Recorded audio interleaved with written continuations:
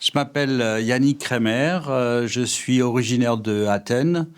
Athènes, c'est à côté de Wissembourg, entre Betschdorf et Suffelheim, pour ceux qui connaissent la région du nord de l'Alsace. Mon père était coiffeur dans le village et comme beaucoup de fils d'artisans, j'ai choisi de suivre les traces de mon père et de devenir coiffeur. J'ai fait mon apprentissage à Wissembourg. Et après mon apprentissage, je suis allé à Strasbourg, dans la ville. Voilà. Et j'ai fait mes débuts chez Jacques Dessanges, après avoir d'abord fait mon service militaire. Et au bout de quelques années, j'ai décidé de lancer ma propre marque qui se nomme Kremer. Donc j'ai développé la marque en France d'abord, mais après très rapidement au Canada, en Chine, et une dizaine d'autres pays ont suivi par la suite. Et à ce jour, j'ai ouvert une galerie d'art contemporain il y a pas longtemps. Voilà. J'ai grandi dans une famille alsacienne. Mon père était alsacien et on parlait alsacien à la maison et ma mère était lorraine. Donc j'ai souvent, en plaisantant, j'ai dit j'étais métisse, donc à moitié lorrain et à moitié alsacien. Donc ma mère me parlait français et mon père alsacien. À l'école, par contre, et tous mes copains, ils parlaient tous alsacien. Il y a personne qui parlait français. Donc, en maternelle ou en primaire, très peu de mes amis que je fréquentais au quotidien parlaient français. Ils parlaient tous l'alsacien. C'est interdit de parler l'alsacien parce qu'on devait apprendre le français. Avec tous mes copains, on se voyait pas parler français parce qu'on rigolait. On se dit, en gros, on se foutait. Enfin, c'était pas sérieux de parler français. C'est-à-dire où on se prenait trop au sérieux en voulant parler le français. J'ai ouvert un premier salon rue des Serruriers à l'époque à Strasbourg. J'en ai ouvert très rapidement un autre rue du Vieux-Marchauvin. Après, j'ai ouvert Schiltigheim, j'ai ouvert Saverne, j'ai ouvert Obernai. J'ai repris aussi le salon de mon père à Athènes. Et j'oublie certainement quelques salons par-ci par-là. J'en avais une quinzaine. Et à la fin des années, j'en ai même ouvert un à Berlin, en Allemagne. Sous l'enseigne Jacques Dessanges à l'époque. Et à la fin des années 90, début des années 2000, j'avais envie d'écrire ma propre histoire et d'avoir un épanouissement professionnel qui me correspondait. Et c'est comme ça que j'ai lancé la marque Kremer. Donc j'ai transformé du jour au lendemain les 15 salons de Sanges que j'avais en Kremer. C'était une forme de mini-révolution à l'époque dans le milieu de la coiffure régionale où d'un seul coup, du jour au lendemain, il y avait une nouvelle marque qui s'implantait et qui était tout de suite très visible, quoi. Et après, j'ai eu une opportunité. J'avais une cliente une Strasbourgeoise qui avait envie de s'implanter au Canada, à Québec, et qui me disait, Yannick, j'aimerais bien ouvrir un salon de coiffure et j'aimerais ouvrir un salon Kremer. Donc au départ, j'y croyais pas trop et en fin de compte, c'était réel. Elle voulait effectivement ouvrir un salon donc on s'est assis, on a fait un contrat de franchise et quelques mois après, elle m'appelle, me dit voilà, il faut que tu viennes pour inaugurer le salon Kremer à Québec. Et une fois arrivé à Québec, j'ai ouvert ce salon Kremer. Et c'est là que j'ai dit, tiens, j'ai ma fenêtre de tir. Ce que je veux faire, c'est, en fin de compte, d'abord faire une marque internationale avant de faire une marque française. Parce que c'est vrai qu'à l'époque, il y a 20 ans, il y a un peu plus de 20 ans, c'est-à-dire toutes les marques étaient très installées, étaient très franco-françaises. En plus de lancer une marque internationale avec un nom alsacien, avec pas forcément une présence parisienne, c'était assez insurmontable. C'était pas facile de lancer une marque mondiale depuis Strasbourg. Voilà. Donc en rentrant, j'ai eu une deuxième chance, une deuxième opportunité. C'est pour ça que j'ai eu beaucoup de chance dans ma vie que j'ai pu saisir aussi. C'est un restaurateur chinois qui faisait c'est un restaurant japonais tenu par un restaurateur chinois, comme beaucoup de restaurants japonais qui sont tenus par les Chinois. Il me dit, je vois que tu te développes pas mal. Est-ce que tu n'aurais pas envie d'ouvrir des salons en Chine? Alors j'ai dit, pourquoi pas, moi je suis un aventurier. À l'époque, au début des années 2000, la Chine, on parlait c'était un pays en voie de développement, c'était un pays sous-développé. Enfin bon, on avait une idée très très formatée, communiste, et Et on voyait un peu les films de karaté avec les vélos. Enfin bon, voilà. Donc, pas forcément l'image réelle qui avait sur place. Donc, il me dit, tu connais pas la Chine, tu peux pas en parler. Et je vais t'emmener en Chine et tu vas découvrir la Chine. Donc, je suis parti avec Monsieur Wrong, ce fameux restaurateur chinois. On est allé à Guangzhou. Guangzhou, c'est une petite ville de 19 millions d'habitants au sud de la Chine, à côté de Hong Kong, entre Hong Kong et Macao. Et donc, j'ai découvert ce pays. Ce qu'il faut dire, dans mon histoire personnelle, j'ai toujours envie de m'installer aux États-Unis et d'ouvrir des salons de coiffure à New York. Ce que je n'ai pas fait parce que je n'ai pas eu le courage financier, on va dire, pour me lancer par rapport au loyer qu'il y avait sur place. Donc du coup, mais ce qui me plaisait en New York, je l'ai retrouvé en Chine.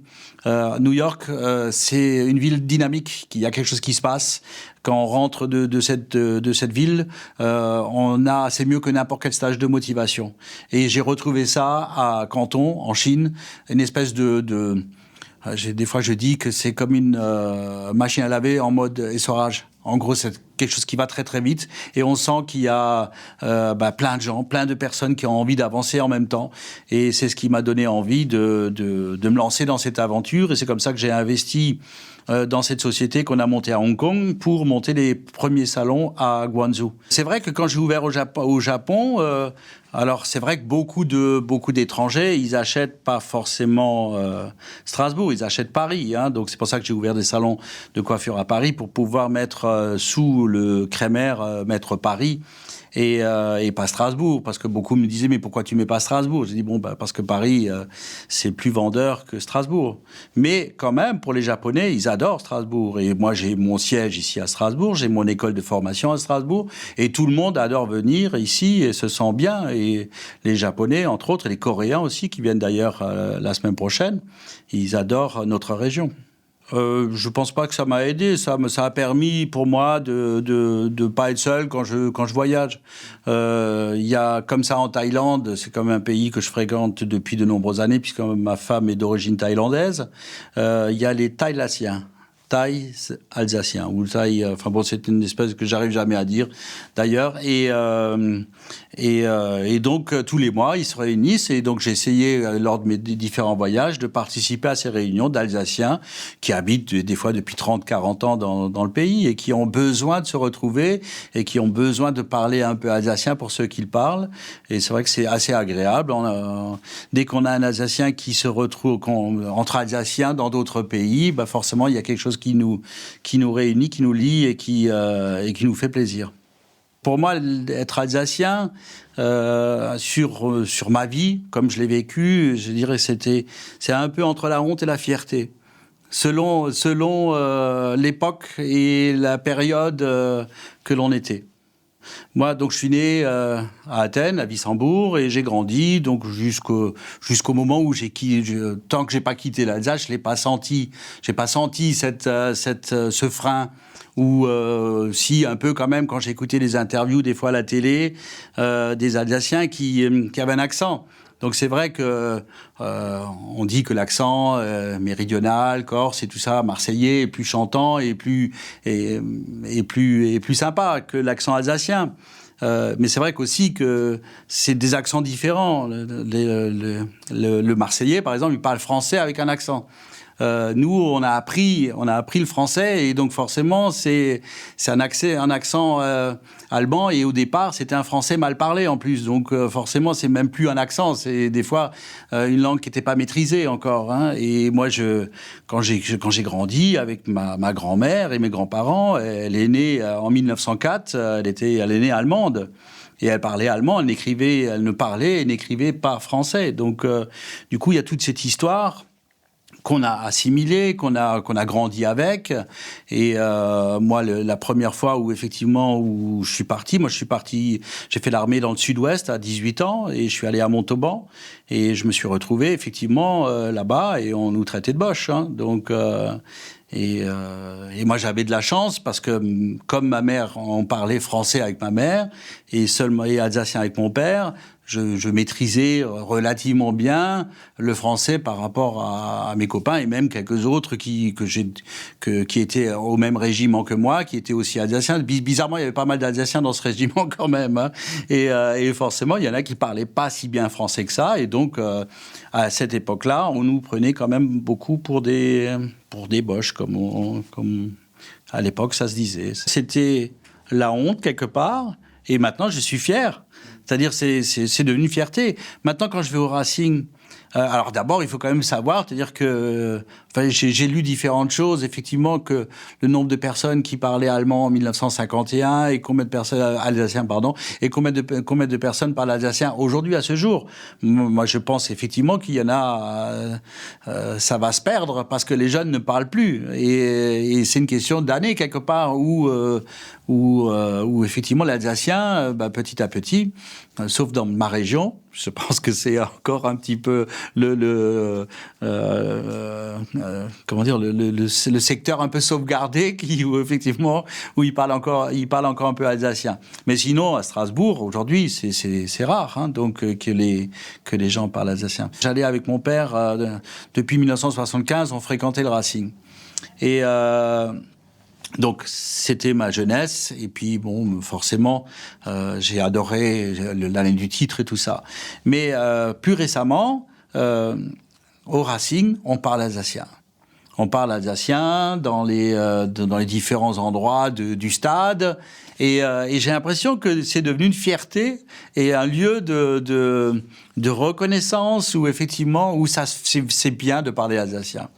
Et du coup, il n'y a plus ceux qui disent « Tiens, il parle alsacien ». Donc, c'est devenu une fierté. Bon, ma mère, elle a écrit un livre il y a une vingtaine d'années à peu près de cela, hein, donc, où elle avait besoin, suite à...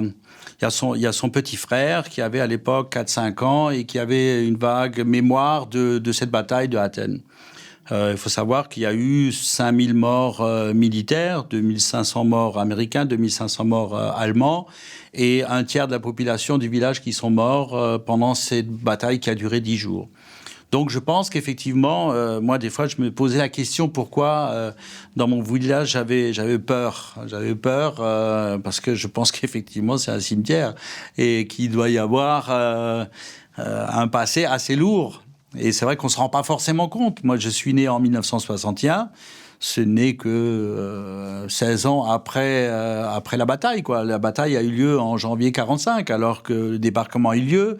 Paris était libéré et l'Alsace était encore occupée. Hein, donc, et qu'il puisse encore y avoir autant de morts alors que c'est presque fini. Je crois qu'il y a beaucoup de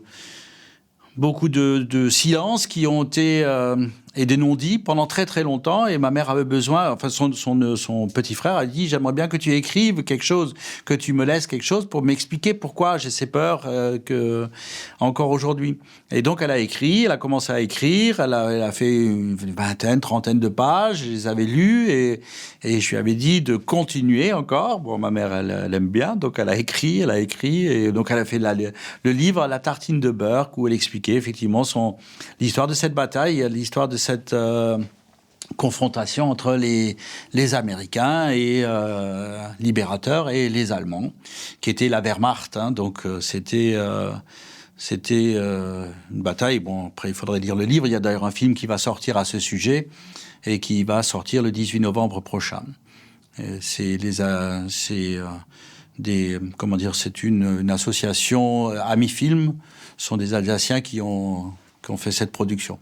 Donc elle raconte l'histoire de ces 10 jours, hein, donc de ces 10 jours où ce qu'elle a vécu, les peurs qu'elle a eues, hein, donc la mort qui règne au quotidien. Donc un tiers de la population qui était dans les caves parce qu'ils étaient à un moment donné ils étaient déportés, mais ils sont tous allés à Château-Ponsac, ça c'était pendant la guerre pour évacuer les villages, et donc ils sont tous revenus et à un moment donné ils pensaient pas qu'ils étaient en danger. Et donc elle a raconté l'histoire de sa sœur qui est morte pendant ces 10 jours parce que faute de soins et pour une maladie toute bénigne aujourd'hui qui se serait guérie avec un petit médicament. Mais donc elle est partie et elle voulait désespérément une tartine de beurre qu'elle n'est pas arrivée à lui donner. Donc c'est pour ça que le film s'appelle La tartine de beurre. Et pareil, cette fameuse scène où elle était en train de chercher, parce qu'il y avait son petit frère qui était né en 44, en juin 44, et pour lui donner le biberon, elle est montée pour chauffer du lait. Et à ce moment-là, c'est-à-dire il y avait des Allemands qui étaient en train de vouloir ouvrir du champagne parce qu'ils étaient dans une maison, ils étaient réfugiés dans une maison bourgeoise du village où il y avait une grande cave, où il y avait pas mal de personnes dedans. Et donc il y avait 5-6 Allemands sur le parvis, et donc dans cette cave il y avait du champagne, donc ils voulaient sortir du champagne, donc ils étaient en train de sabrer le champagne. Et d'un seul coup, il y a une grenade qui rentre dans cette cuisine et qui explose, et tout le monde était mort, sauf ma mère. Donc du coup, il y a un soldat allemand qui est tombé sur elle et qui l'a protégée et qui est mort pour la sauver, quoi. Voilà. C'était l'histoire qui était importante, enfin, et qu'elle retransmet dans le livre. Je l'ai pas vécu, mais quelque part, de la façon que ma mère l'a raconté, c'est vrai que nous tous les films qu'on a vus sur la guerre, sur la Deuxième Guerre mondiale, c'était les méchants allemands, c'est-à-dire les SS, tout la partie sombre de cette histoire. Mais il y avait la Wehrmacht, c'est-à-dire que c'était des soldats qui s'inscrivaient pas forcément dans tous les Allemands n'étaient pas mauvais, hein, et ne s'inscrivaient pas forcément dans cette horreur qu'on a vécue, quoi, hein, et qui étaient des gens qui étaient protecteurs et je pense que c'est ce qu'elle raconte humblement dans le livre, hein, donc. Quand je disais avant qu'effectivement ma grand-mère est née allemande, elle parlait qu'allemand, elle écrivait allemand, et l'histoire est importante. Elle est importante depuis 1870 jusqu'au traité de Versailles. Après, avec la Deuxième Guerre mondiale, c'est important, ça fait partie de notre histoire. C'est important de savoir qu'effectivement qu'on était ballottés entre l'Allemagne, la France, l'Allemagne, et oui. Bah, il n'y avait plus rien dans le village, hein. Nous, on a grandi et parce que ça s'est pas reconstruit du jour au lendemain, hein, donc forcément, nous on a joué sur les ruines, hein, donc toute mon enfance on les a joués dans les bunkers, on s'amusait à faire peur, il y avait encore tout dans les bunkers, hein. C'est mon enfance quand j'étais dans ma chambre, j'avais toujours peur. En fin de compte, j'avais peur d'être seul, j'ai l'impression que je les sentais. J'ai l'impression que quand même ces 10 jours, il y a eu une telle peur. J'ai l'impression qu'à un moment donné, ça s'est, ils en ont plus parlé.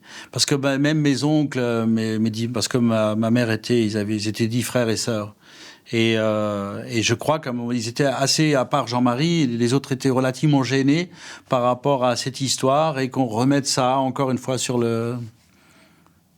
J'ai l'impression qu'ils avaient envie d'oublier en fin de compte. Donc on parle de 1945, donc 45 ça fait beaucoup d'années pour ceux qui s'en rappellent, qui ont une mémoire de cette période, qui était adulte, on va dire.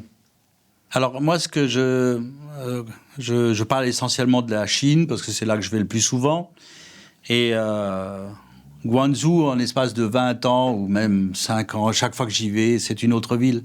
C'est une ville, la Chine est en perpétuel changement, c'est-à-dire à chaque fois des nouveaux buildings, visuellement ça change tout le temps, donc on se reconnaît jamais, il n'y a jamais de traces et de choses où on peut se repérer. J'adore partir, j'adore voyager, j'ai voyagé dans le monde entier, et j'ai appris beaucoup de choses, je me suis beaucoup épanoui. Mais ce que j'aime le plus, c'est rentrer à la maison. Donc, dès que j'ai essayé de rester à un moment donné plus longtemps. Je me suis dit combien de temps je vais tenir loin de l'Alsace. Et d'ailleurs, ma mère, un jour, il y avait un reportage où ils l'ont interviewé, et il disait, alors, une journaliste qui demandait à ma mère qu'est-ce qu'elle pense de l'histoire de son fils qui va aussi loin à Canton. Elle dit mais c'est quand même très loin de Athènes. Et je trouvais ça très drôle, et c'est vrai que Anne de Chalandard, elle trouvait ça aussi très, très drôle. Et c'est vrai que c'est loin de Athènes. Mais à chaque fois, donc j'ai tenu une fois, je crois que j'ai tenu 13 semaines, mais je comptais les jours, parce que j'avais pas un programme, mais j'avais quelque chose qui était précis, c'est-à-dire c'était l'ouverture d'un salon à Bangkok. Et donc, je devais rester. Mais à la fin, je supportais plus. Je comptais les jours, c'est-à-dire pour rentrer à la maison. Et ce que je retrouve, moi, en Alsace, c'est forcément, c'est-à-dire, il y a pas beaucoup de choses qui ont changé. La cathédrale est toujours là. Les maisons sont là. Cette maison, elle était certainement là il y a un siècle. Les quartiers sont pratiquement identiques. Les maisons sont identiques. Le centre-ville de Strasbourg a, pour ainsi dire, pas changé. Donc, du coup, moi, ce que j'aime bien, c'est ça, ce repère dans la vie, une espèce de phare qui me dit, voilà, où je suis à la maison. Au début des années 80, quand je suis arrivé à Strasbourg, je me promenais à la place des Halles. Il y avait une galerie d'art à l'époque, je ne me rappelle plus du nom. Et je suis rentré dedans et je suis tombé nez à nez devant un artiste, devant une peinture qui m'a donné énormément d'émotions. Ce peintre s'appelle Michel Guédron. Et il peignait des maisons alsaciennes, hein, donc ça ne s'invente pas. Il peignait des maisons alsaciennes au couteau. C'était quelque chose qui était très réaliste et qui me donnait énormément d'émotions. Et je dis, il me faut ce tableau. Donc à l'époque, ça représentait 2 mois de salaire à peu près. Le patron de cet établissement m'avait permis de payer en plusieurs fois et de pouvoir l'acquérir. C'est comme ça qu'en 1981, j'ai acheté mon premier tableau. Et régulièrement, dès que j'avais un peu d'argent de côté, j'ai collectionné d'abord les peintres alsaciens, Daniel Gasser, Marie Marziac, Bernard Apté, Weidelich, et tous les Siptrot, France et Hugues Siptrot, et les autres peintres alsaciens. Et j'ai acheté jusqu'à il y a 25 ans ces Alsaciens. Et il y a 25 ans, il y avait le premier salon d'art contemporain strasbourgeois, Start, où j'ai acheté mon premier Robert Combas. Voilà, et c'est là que j'ai découvert d'autres mouvements français, la figuration narrative, les nouveaux réalistes, la figuration narrative. Et un peu plus tard, je suis allé avec mon associé, on est allé à New York, et c'est comme ça qu'on a découvert Jean-Michel Basquiat, Andy Warhol, Keith Haring et tous les Américains que j'affectionne particulièrement. Ce qui est important dans l'art, c'est d'acheter avant tout parce qu'on aime. Parce que maintenant, il y a une nouvelle génération d'acheteurs, de collectionneurs qui, en fin de compte, qui veulent que spéculer, qui veulent que acheter pour que ça prenne de la valeur. Alors j'ai dit, déjà, il faut acheter parce qu'on aime. Et ce qu'on aime, si ça prend pas de la valeur, au moins on l'aime et ça le dérange pas de l'accrocher au mur. Voilà. L'élément déclencheur, c'est en fin de compte, c'est que j'ai à un moment donné fait la connaissance et j'ai découvert des jeunes artistes africains et qui étaient à un certain prix. Où j'ai acquis quelques tableaux de cet artiste ivoirien. Et j'ai fait participer, j'ai vendu pas mal de ces tableaux à mes amis. J'ai dit, il est ivoirien, il habite à Brooklyn, il expose à Londres, il expose à Paris, il expose à Dakar, dans une très belle galerie à New York. J'ai dit, il a tout pour réussir, il a tout, donc et il est pas cher. Et aux enchères, ça commençait à faire des prix. Et c'est comme ça que j'ai acheté quelques dizaines de tableaux de cet artiste et je les ai revendus. Et cet artiste, il a fait fois 100 le prix d'achat au départ.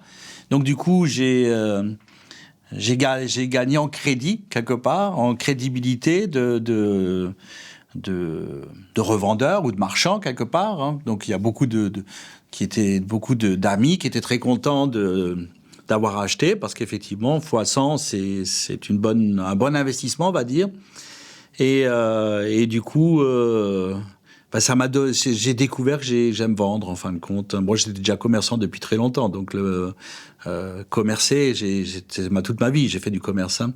Mais là, j'ai découvert qu'en fin de compte, j'aime vendre, j'aime partager ma passion, partager avec d'autres ce que j'aime, ce que je découvre. Donc j'ai des valeurs sûres dans la peinture, mais j'aime aussi découvrir. C'est comme ça que j'ai découvert des artistes thaïlandais qui sont exceptionnels, que je trouve remarquables dans leur créativité, mais aussi des jeunes artistes alsaciens comme Damien Ligier, même s'il n'est pas forcément alsacien, mais il vit et travaille en Alsace, ou la jeune Vanessa Garner qui vient de se lancer dans l'art, que j'aime beaucoup. Voilà, donc je suis Enfin, je suis là pour transmettre ou pour partager. C'est vrai qu'à Strasbourg, il n'y a pas beaucoup de galeries. Il n'y a jamais eu beaucoup de galeries. Il y a une très belle galerie à Colmar qui s'appelait la Galerie Jade, qui était tenue par Monsieur Yegley, que j'ai pas connu, mais par contre, je sais que les artistes qu'il exposait. Donc, il exposait Buren, il exposait Debré, il exposait Hartung, il exposait Goetz, il exposait surtout Soulages. Donc les grands noms de l'art de Paris, les grands noms de l'art informel, et il est mort malheureusement très jeune, et j'ai dans ma collection pas mal notamment il avait Tony Langen, c'est un Alsacien qui était professeur aux Beaux-Arts de Strasbourg, et qui avait un coup de pinceau exceptionnel, mais fantastique. Malheureusement, il est mort à 45 ans. Et Yegley est mort à 46 ou 47 ans. Donc du coup, l'œuvre de Tony Langen est mort avec lui et avec la galerie qu'il représentait. Là, j'essaye Bon, sa production était très limitée, il n'y avait pas énormément de tableaux, mais s'il n'était pas mort, les deux, s'ils n'étaient pas morts, il serait aujourd'hui comme Soulages. Parce que je trouve que la peinture qu'il faisait était aussi forte, aussi puissante que Soulages. Et que Debré, et que tous ces Gérard Schneider, Jean-Michel Atlan, enfin bon, tous ces grands noms du début du siècle. Bah, moi, personnellement, j'ai toujours été très éclectique. Moi, j'aime beaucoup de choses. Donc, c'est vrai que si on aime des maisons alsaciennes et après on parle de Soulages, c'est le grand écart, comme tu dis. Hein. Donc, mais moi, je pense qu'on peut aimer le figuratif et l'abstrait. Hein. Donc, dans ma vie professionnelle, d'abord, je n'ai jamais fait les choses pour l'argent. J'ai toujours fait les choses par passion. Mon métier d'abord, j'ai toujours été passionné. J'ai jamais couru après l'argent. J'ai eu la chance que c'est venu, parce que je pense que quand on fait les choses par passion, l'argent vient automatiquement, je dirais. Normalement, si on fait les choses bien, il y a la reconnaissance et il y a la récompense qui est la récompense financière après. Mais je pense que si on n'est pas dans le vrai, si on n'est pas comment dire, réel, ou dans ses émotions, dans sa passion, je pense que la clientèle le ressent et le perçoit. Pour moi, l'art, c'est pareil. Je n'ai jamais acheté par spéculation. J'ai toujours acheté par passion et parce que j'aimais et parce que j'avais envie de regarder ça le soir quand je rentrais à la maison et parce que ça me faisait du bien. Voilà. Bon, pour moi, être alsacien, c'est une... je sais pas trop comment définir, mais je pense que l'Alsacien, et je pense qu'il y a une part de complexe des fois, de complexe par rapport aux Français de l'intérieur quelque part. Hein. Donc et il y a des fois un manque de reconnaissance peut-être aussi, et quand on se retrouve entre Alsaciens, c'est là en fin de compte, qu'on se retrouve et qu'on se sent bien. Donc, être Alsacien, c'est un peu comme le soir de Noël, quand on se retrouve en famille, à côté d'une cheminée. C'est quelque chose de réconfortant, c'est quelque chose où on se sent bien. C'est quelque chose où on se sent à la maison et on se sent serein. Une espèce de sérénité qui dégage quand on se retrouve entre Alsaciens. Quand je vais au village, à Athènes, ils parlent encore bien alsacien quand même. Et tous les gens, quand ils m'abordent, ils me parlent en alsacien. Et je trouve que c'est quelque chose qui me plaît énormément. Et j'essaye donc de me remettre rapidement dans mon enfance, dans ma jeunesse, Et c'est vrai que c'est quelque chose de très agréable. C'est vraiment quelque chose qui m'apporte beaucoup de bonheur, de sérénité. Mes racines, quoi. Moi, je pense que c'est un état d'esprit et une rigueur.